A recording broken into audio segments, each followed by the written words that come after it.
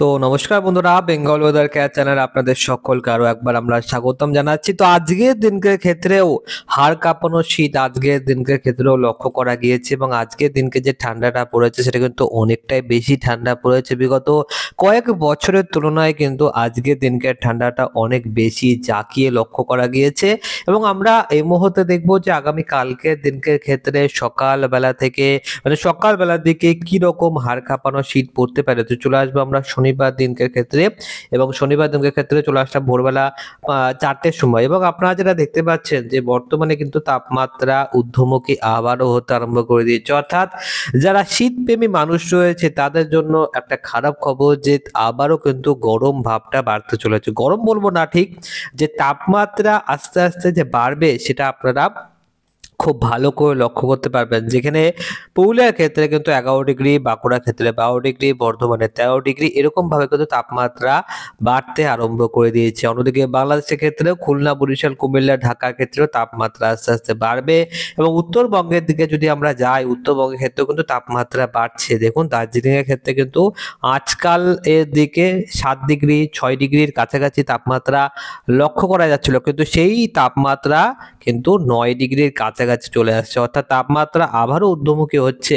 রবিবার দিনকে যদি আমরা যাই, রোববার দিনকে ক্ষেত্রে কিন্তু তাপমাত্রা ওই 9 থেকে 10 ডিগ্রির মধ্যেই হবে, অর্থাৎ সেই যে ভয়ঙ্কর ঠান্ডা সেটা কিন্তু থাকবে না। দেখুন বন্ধুরা, যে পুরুলিয়ার ক্ষেত্রে 11 ডিগ্রি থেকে 12 ডিগ্রিতে চলে আসবে রবিবার দিনকে ক্ষেত্রে, অর্থাৎ একটুখানি গরম ভাবটা বেড়ে যাবে, হাড় কাঁপানো শীতের আমেজটা কিন্তু কিছুটা কমে যাবে। কলকাতার ক্ষেত্রে 16 ডিগ্রি হয়ে গিয়েছে। সোমবার দিনকে যদি যাই, সোমবার দিনকে দেখুন কলকাতার ক্ষেত্রে 17 ডিগ্রি তাপমাত্রা পৌঁছে গেল। তো তাপমাত্রা আস্তে আস্তে বাড়ছে। দেখুন আপনারা কলকাতার ক্ষেত্রে আবারও 16 ডিগ্রি চলে আসলো। দেখুন আপনারা এখানটায় বুধবার 8 তারিখের দিনকে 17 ডিগ্রি তাপমাত্রা চলে আসলো। বৃহস্পতিবার দিনকে যদি আমরা যাই, তো দেখুন বন্ধুরা বৃহস্পতিবার দিনকের ক্ষেত্রে কিন্তু আবারও ফের হাড় কাঁপানো শীতের একটা আমেজ আসছে। আপনারা দেখতে পাচ্ছেন বন্ধুরা, পুরুলিয়ার ক্ষেত্রে 8 ডিগ্রি তাপমাত্রা চলে আসবে, অর্থাৎ আজকে শুক্রবার, সামনের বৃহস্পতিবার দিনকের ক্ষেত্রে কিন্তু এক ধাক্কায় তাপমাত্রা একটা বড়সড় পারদপতন লক্ষ্য করা যেতে চলেছে, যেখানে পুরুলিয়ার ক্ষেত্রে 8 ডিগ্রি তাপমাত্রা আপনারা দেখতে পারবেন।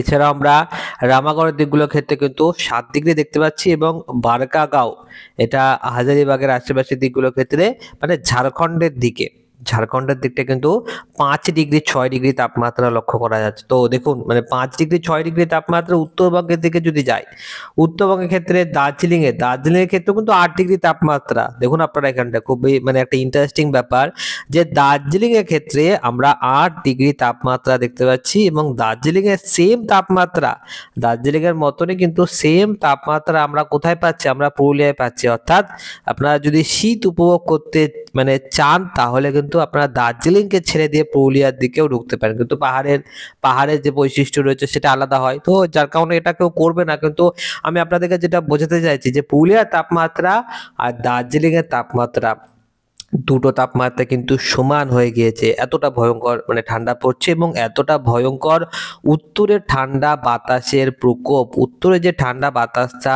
বয়ে যায় সেটা কোন দিক থেকে বয়ে যায়, এই জম্মু কাশ্মীর, লাদাখ, গিলগিট বালুচিস্তান, এখানটায় কিন্তু পশ্চিমী ঝঞ্ঝা যদি অবস্থান করে থাকে, তাহলে কিন্তু উত্তরের ঠান্ডা বাতাসের যে ন্যাচারাল পথ, অর্থাৎ তার যে প্রাকৃতিক যে পথ, সেই পথে বাধা হয়ে দাঁড়ায় ওই নিম্নচাপ এবং ওই পশ্চিমী ঝঞ্ঝা। তবে যখনই পশ্চিমী ঝঞ্ঝা এবং এখানে উত্তর ভারতের ক্ষেত্রে নিম্নচাপটা সরে যায়, তখন কিন্তু উত্তরের ঠান্ডা বাতাস দিল্লি হয়ে কিন্তু এই দিক থেকে সরাসরি পশ্চিমবঙ্গের দিকে প্রবেশ করে, যার কারণে কিন্তু দক্ষিণবঙ্গের ক্ষেত্রে কিন্তু একটা বড়সড় প্রভাব পড়ে।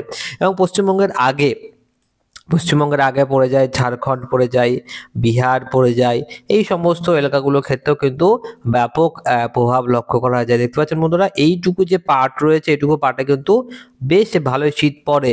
দেখুন আপনারা এখানটায় নর্থ ইস্টের যে সমস্ত রাজ্যগুলো রয়েছে, সেই রাজ্যগুলোর ক্ষেত্রে কিন্তু অতটাও বেশি ঠান্ডা পড়ে না। এবং যদি আপনারা সাউথের দিকগুলো দেখেন, দক্ষিণ ভারতের যে সমস্ত রাজ্যগুলো রয়েছে, সেখানেও কিন্তু অত ভালো ঠান্ডা ঠান্ডা পড়ে না। শীতকালের সময় কিন্তু ঠান্ডাটা কমই থাকে।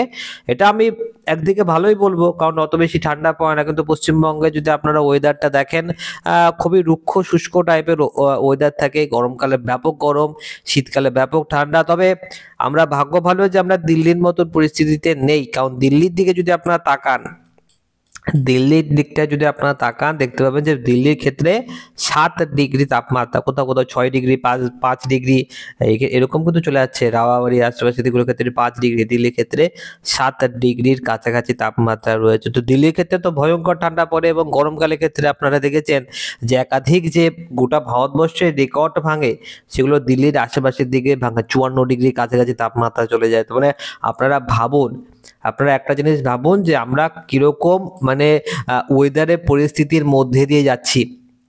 এই মুহূর্তে আমরা পুরুলিয়ার ক্ষেত্রে 8 ডিগ্রি তাপমাত্রা দেখতে পাচ্ছি, আর গরমকালের সময়ে কিন্তু এটা 5 গুণ বেড়ে গিয়ে 40 ডিগ্রির ওপরে থাকে। এতটা ডিফারেন্স রয়েছে, তাপমাত্রা একটা বড়সড় ডিফারেন্স। এই ডিফারেন্সটাই কিন্তু মানে যে সমস্ত ডেভেলপড কান্ট্রি রয়েছে সেগুলো মানে সেখানে প্রাকৃতিক বৈশিষ্ট্যই এটা যে ওখানে এতটা টেম্পারেচার ভেরিয়েশন হয় না।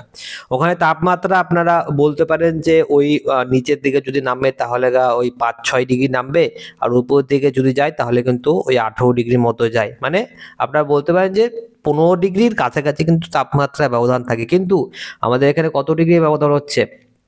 আমাদের এখানটায় 35 থেকে 40 ডিগ্রির তাপমাত্রায় ব্যবধান হচ্ছে। পুরুলিয়ার দিকে কিন্তু তাপমাত্রা 44 ডিগ্রি, 45 ডিগ্রির কাছাকাছিও চলে যায়। তো এতটা ডিফারেন্স কিন্তু রয়েছে। গরমকালের দিকে 44 ডিগ্রি চলে যাবে, শীতকালের দিকে 8 ডিগ্রি চলে আসবে। মানে এরকম ওয়েদারটা অ্যাকচুয়ালি ভালো না, মানে যাকে বলে হিউম্যানিটির জন্য কিন্তু ভালো না। কারণ সেক্ষেত্রে আপনাদের সকলে জানেন যে সর্দি, কাশি, জ্বর এই ধরনের সিচুয়েশনগুলো চলে আসে। তো কিছুই করার নেই, আমরা পশ্চিমবঙ্গে জন্মেছি, যারা যারা বাংলাদেশের ক্ষেত্রে জন্মেছেন তাদের ক্ষেত্রেও কিন্তু একই পরিস্থিতি রয়েছে। পরিস্থিতি যে একদমই আলাদা সেটা না। তো যেহেতু আমরা এখানে দুই বঙ্গবাসী, যার কারণে কিন্তু বঙ্গবাসীদেরকে এই যে একখানা ওয়েদার ভ্যারিয়েশন এটাকে সহ্য করেই মেনে নিয়ে চলতে হবে। তো এই মুহূর্তে আমি আপনাদেরকে নিয়ে যাবো আমাদের সেকেন্ড চ্যানেলের দিকে। তো আপনারা অন স্ক্রিনে যেটা দেখতে পাচ্ছেন এটা হচ্ছে আমাদের সেকেন্ড চ্যানেল, এবং আপনারা আমাদের এই সেকেন্ড চ্যানেলটিকে অবশ্যই সাবস্ক্রাইব করে রাখবেন।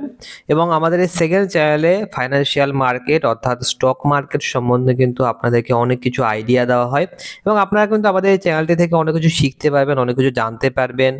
এবং এই চ্যানেলটা কিন্তু আপনাকে ভবিষ্যতে স্টক মার্কেট সম্বন্ধে জানতে বুঝতে সাহায্য করবে। আমাদের এই চ্যানেলটিতে কিন্তু আমরা প্রতিনিয়ত নতুন নতুন ইনফরমেশন প্রোভাইড করে থাকি, যেগুলো কিন্তু আপনার স্টক মার্কেটকে শিখতে বুঝতে সাহায্য করবে, এবং আপনি কিন্তু ধীরে ধীরে টাকাও ইনকাম করতে শুরু করে দেবেন। তো আমাদের এই চ্যানেলটাকে অবশ্যই সাবস্ক্রাইব করে রাখবেন।